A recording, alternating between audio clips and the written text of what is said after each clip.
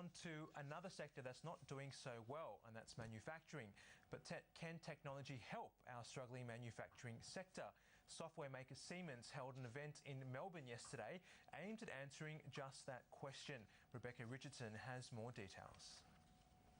The manufacturing sector here has been in decline for some time. The sector used to be about 27% of GDP. Today, it's just 9%. And with job losses mounting up each month, especially in the automotive sector, the future looks bleak. But a recent report by Deloitte finds that it's innovation that will drive success in coming decades. And much of that comes from technology. Rajiv Ghatikar from Siemens says using a product lifecycle management solution, or PLM, can be an answer. Well, we find that whenever it gets tough with cost and innovation, PLM solutions will usually provide solutions in both areas. And so most of our manufacturing customers find that if they have to innovate and do it at a lower cost, you turn to a PLM solution, which helps you automate most of your processes that allow you to help get those products to market faster and at a cost that is predictable and managed. Manufacturing is still a big employer with almost 1 million people, or 8.7% of the workforce, working in the sector.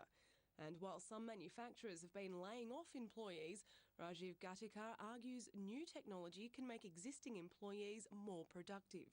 No, in fact, I think we are not going to say it's going to reduce jobs, but it's going to help maintain those jobs, but make them more productive and allow those jobs to have a much better impact on decision making, even on the shop floor.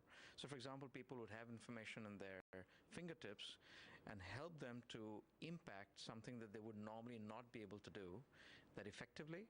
And hence, when they take that same role they were doing previously, they do it in such a different manner that you don't have to add a lot of people in the future to be able to produce that same solution for the customer. Paul Arthur from PhoenxPLM shares a similar view. He says this software deployed at an enterprise level can result in production and efficiency gains. I think the key areas around the technology are around design and simulation, and then the whole process of product lifecycle management, of how you take a product from inception, the whole concept of what you're going to design, through the designs process to detailed design, through manufacture, and then maintenance beyond that to the actual life, of the cradle to the grave of the whole product. What PLM software does is allow companies to be more innovative and productive by applying a range of technologies across the product manufacturing process. A report by analyst firm IDC last year found that Siemens PLM software is currently the market leader, and that means manufacturers can be more competitive.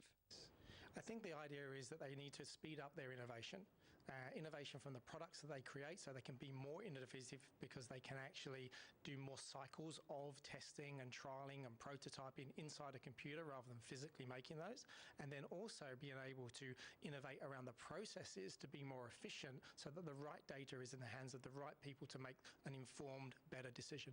Rebecca Richardson, Sky News Business.